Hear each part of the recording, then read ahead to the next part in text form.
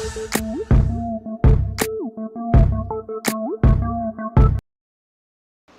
दोस्तों, आपका स्वागत है हमारे चैनल इजी स्टडी के इलेक्ट्रोस्टैटिक के एक नए पार्ट में। तो चलिए, इस वीडियो में आज हम लोग पढ़ेंगे कूलॉम्स लॉ के बारे में कि ये कूलॉम का लॉ क्या कहता है और ये एक्चुअली आया कहाँ से है। तो कूलॉम का लॉ कहता है कि अगर आपने दो आवेशों को कुछ दूरी पर रखा हुआ है, कुछ दूरी मतलब कि इसके बीच में कोई डिस्टेंस है एक, ठीक है। लेट सपोज वो डिस्टेंस r है, ओके। तो ये कह रहा था कि अगर आपने दो आवेशों को कुछ दूरी पर रखा हुआ है तो इन दोनों आवेशों के मध्य एक बल लगना शुरू हो जाएगा, ठीक। तो देखिए, वो बल क्या होता है और कहाँ से आता है, इन सब बातों के बारे में आज हम लोग चर्चा करेंगे अपने इस लेक्चर में, और आई होप कि आप लोगों को अच्छे समझ में आएगा। तो चलिए शुरू करते हैं। इसमें देखिए, ये प्लस चार्ज है, ये प्लस चार्ज इलेक्ट्रिक लाइंस को बाहर निकालेगा, ओके। ये प्लस चार्ज इलेक्ट्रिक लाइंस को बाहर निकालेगा एंड इधर से भी ऐसे ही इलेक्ट्रिक लाइंस बाहर निकलेंगी,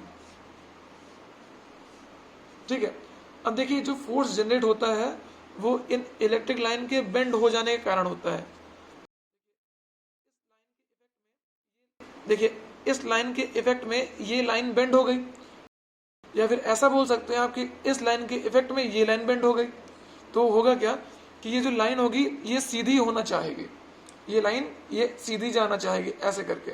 तो कहीं ना कहीं ये सीधी होने के लिए नीचे की ओर एक फोर्स लगा रही होगी, ठीक। ऐसे सेम इधर ये भी लाइन सीधी जाना चाहेगी, मतलब कि ये ऐसे जाना चाहेगी, तो ये भी लाइन कहीं ना कहीं नीचे की ओर एक फोर्स लगा रही होगी। तो ऐसे बहुत सारी लाइंस होती हैं जो कि बेंड हुई होती हैं, है ना, और आगे तक ये इनफाइनाइट तक का कभी भी एक दूसरे को क्रॉस नहीं करती हैं, जैसा कि हम लोगों ने चार्ज की प्रॉपर्टी वाले लेक्चर में पढ़ रखा है। तो ऐसे ही इधर भी लाइंस होंगी जो कि बेंड हुई होंगी बहुत सारी, और ये लाइंस कभी भी एक दूसरे को क्रॉस नहीं करेंगी। तो होगा क्या कि ये लाइन फैलना चाहेगी और ये भी लाइन फैलना चाहेगी, तो इसके चक्कर में ये चार्ज पीछे की ओर शिफ्ट होगा, मतलब कि एक फोर्स को फील करेगा, यहाँ पर एक फोर्स F को फील करेगा। और भाई अगर चार्ज मेरा सेम है, मान लीजिए कि ये अगर 10 कूलाम है और ये भी 10 कूलाम है, ठीक, तो जितनी इलेक्ट्रिक लाइंस इससे निकलेंगी उतनी इलेक्ट्रिक लाइंस इससे भी निकलेंगी। तो अगर इसने F फोर्स को फील किया है पीछे की तरफ जो कि इसके द्वारा आया है, ऐसे ही इस चार्ज में एक फोर्स फील होगा F जो कि इधर की तरफ होगा, जो कि इस चार्ज के कारण हुआ है। देखिए, मेन मुद्दा इसका ये है कि जो फोर्स जनरेट हुआ है वो खाली लाइन के बेंड हो जाने के कारण हुआ है। अगर लाइन बेंड ना हुई होती और एक दूसरे को क्रॉस करके निकल जाती तो फिर ये फोर्स वाली प्रॉपर्टी जनरेट ही ना होती।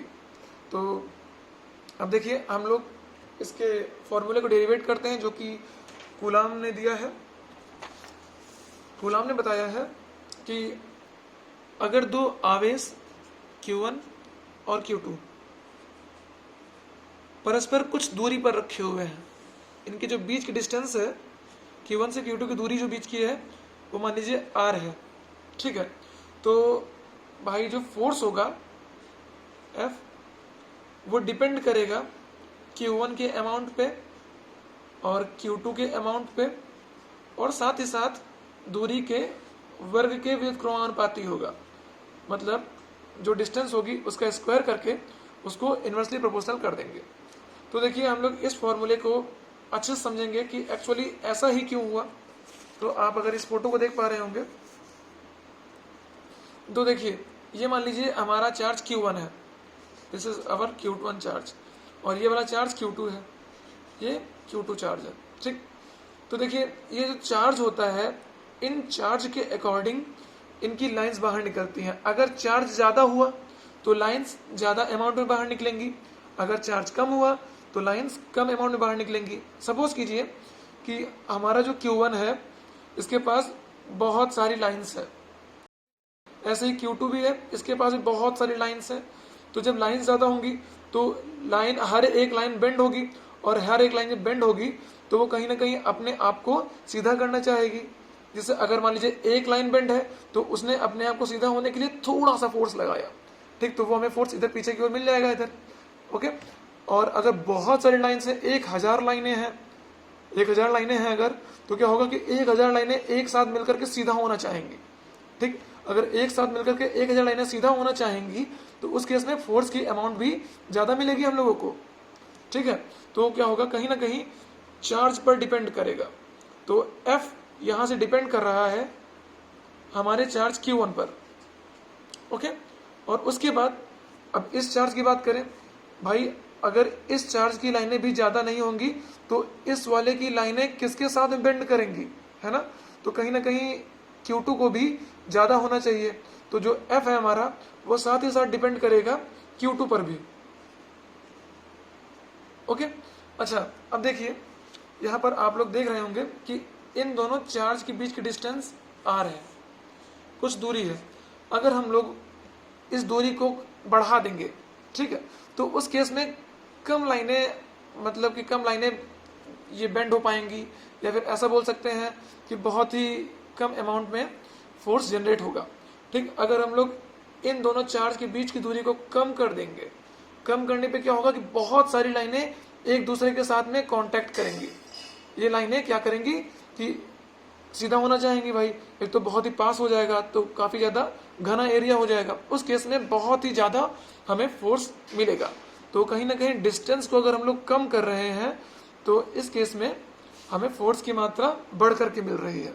तो इसीलिए हम लोगों ने जो डिस्टेंस है इसको 1/, में लगा के रखा है, ये इनवर्सली प्रोपोर्शनल है फोर्स के, ठीक है। और ये स्क्वायर फॉर्म में होती है। तो चलिए यहाँ पर इसको हम लोग आगे बढ़ाते हैं।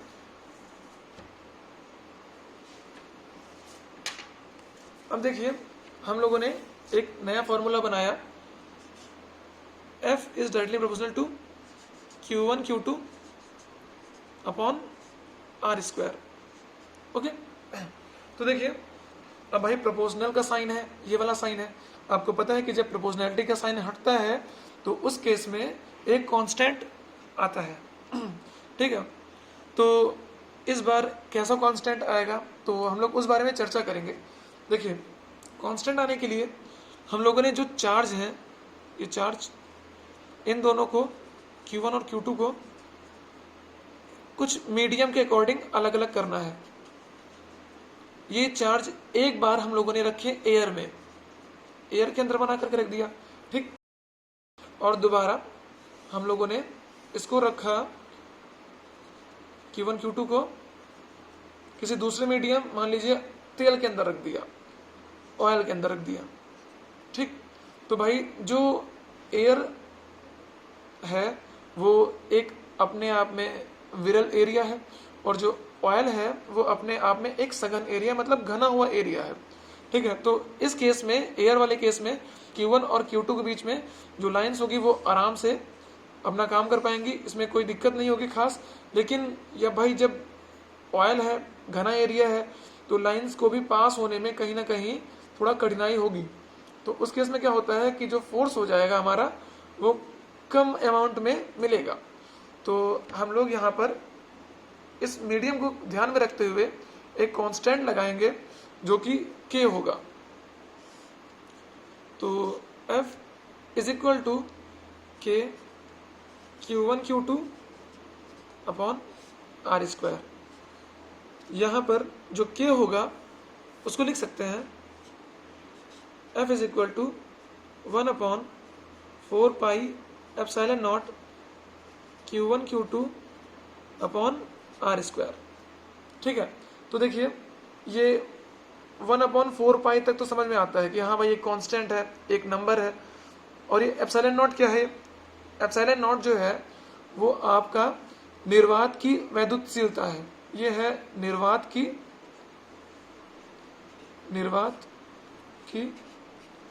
वैद्युतशीलता।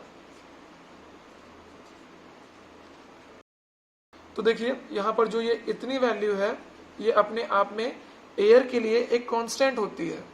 अगर मीडियम चेंज करेंगे तो मीडियम के अकॉर्डिंग इसकी वैल्यू भी बढ़ेगी या घटेगी। ये जो ε0 आप देख रहे हैं ये एयर के लिए है अगर कोई अदर मीडियम हो जाएगा तो उस केस में यहाँ पर f is equal to 1/4 pi epsilon लग जाएगा। ठीक है, एप्सिलॉन नॉट एयर के लिए लेते हैं और एप्सिलॉन किसी अदर मीडियम के लिए लेते हैं। तो यहाँ पर ये Q1 Q2 upon R square तो रहेगा ही, जो कि फॉर्मूले में था। अब देखिए यहाँ पर एप्सिलॉन क्या होगा, एप्सिलॉन हो जाएगा एप्सिलॉन नॉट टाइम्स ऑफ के, या फिर तो देखिए यहाँ पर एप्सिलॉन नॉट जो था वो था निर्वात की वैद्युतशीलता, और जो के है ये हो जाएगा परा वैद्युतांक।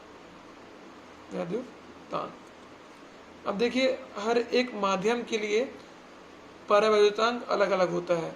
एक्चुअली जो मीडियम होता है सभी के लिए के की वैल्यू अलग अलग होती है। ठीक है, तो हम लोग बेसिकली यहाँ पर एयर मीडियम को लेकर के काम करेंगे, और अगर आगे क्वेश्चंस आएंगे तो उसमें हम लोग यहाँ पर इस के को भी इंक्लूड करेंगे उसको सॉल्व करने के लिए।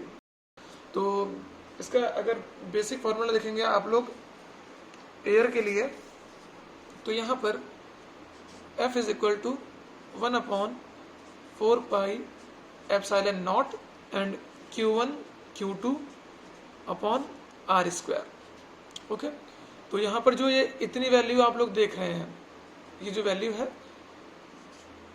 इसकी वैल्यू होती है 9 × 10⁹ ओके, और ये Q1 Q2 upon R square. तो आप लोगों को जो दो चार्ज दिए गए होंगे क्वेश्चन में, ये Q1 चार्ज एंड यहाँ पर ये Q2 चार्ज। ओके, और साथ ही साथ इन दोनों चार्ज के बीच की कुछ डिस्टेंस दी होगी R। तो आपको क्वेश्चन में दे रखा होगा Q1 की वैल्यू, Q2 की वैल्यू, R की वैल्यू। तो आप लोग से फोर्स पता करने के लिए कह रहा होगा कि भाई फोर्स क्या होगा। एक बात आप लोग ध्यान रखेंगे यहाँ पे कि जो फोर्स होता है वो सेम चार्ज में बाहर की ओर लगेगा, क्योंकि भाई सेम चार्ज में अगर फोर्स होगा वो बाहर की ओर लगेगा F। ओके, और अगर डिफरेंट चार्ज होते हैं, डिफरेंट चार्ज प्लस और ये माइनस। देखिए डिफरेंट चार्ज वाला केस हम लोगों ने देखा यहाँ पे,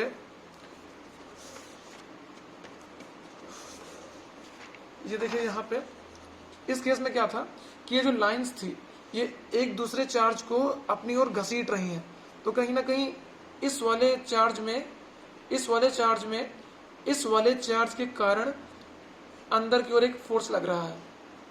ठीक, और इस वाले चार्ज के कारण अंदर की ओर एक फोर्स लग रहा है F। तो कहीं ना कहीं लगने वाले फोर्स की जो डायरेक्शन है अपोजिट साइड वाले में अंदर की ओर है। ओके, और डिफरेंट जब सेम चार्ज होते हैं तो उस केस में जो डायरेक्शन हो जाती है वो बाहर की ओर हो जाती है, ये देखिए। ठीक है, लेकिन जो फोर्स की वैल्यू आती है, जो आप लोग कैलकुलेशन में न्यूमेरिकल में उसकी वैल्यू निकालते हैं F की, वो दोनों केस में सेम होती है, बट साइन में थोड़ा सा चेंज होता है। अगर एक प्लस आएगा तो दूसरा माइनस आएगा। ओके, तो आई होप आपको लेक्चर अच्छा लगा होगा। Okay, thank you.